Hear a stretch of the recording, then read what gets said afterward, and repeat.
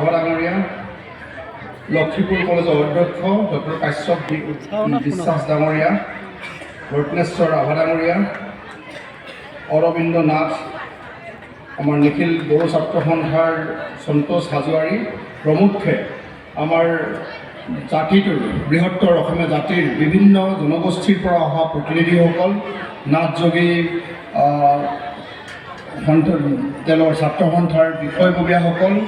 এই অনুষ্ঠানৰ উদ্যোক্তা আমাৰ সদৌ অসম ছাত্ৰ সন্থাৰ গোৱালপাৰা জিলাৰ সভাপতি ৰূপক কুমাৰ নাথ ডাঙৰীয়া,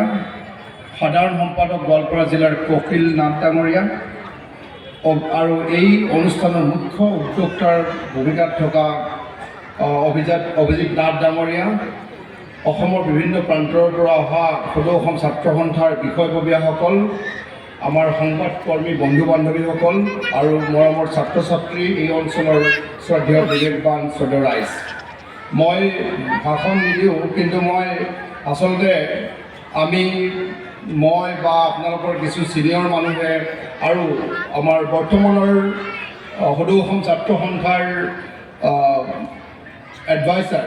ডক্টৰ ভট্টাচাৰ্যই আমি অসম আন্দোলনৰ সেই দিনবিলাক দেখিছোঁ আৰু অসম আন্দোলনৰ এই ঐতিহাসিক আজি যিটো দিন আমি স্মৰণ কৰিছোঁ 1979 চনৰ 10 ডিচেম্বৰ তাৰিখে, সিদিনা ভৱানীপুৰত, বৰপেটা জিলাৰ বৰ্তমান মজালি জিলা হ'ব হয়তো, বৰপেটা জিলাৰ ভৱানীপুৰত এজন তেজাল ডেকাই জীৱন হেৰুৱাব লগা হৈছিল, খৰ্গেশ্বৰ তালুকদাৰ। আৰু তাৰ পিছত ৰেষ্ট ইজ হিষ্ট্ৰী। অসমত আমি 42ৰ ভাৰত ত্যাগ আন্দোলন বা স্বাধীনতা সংগ্ৰামো দেখা নাই,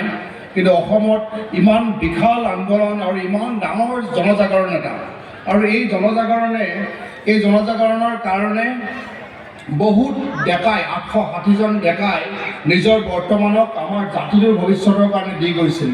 আৰু সদৌ অসম ছাত্ৰ সন্থাই এই দিনটোক স্মৰণ কৰাটো,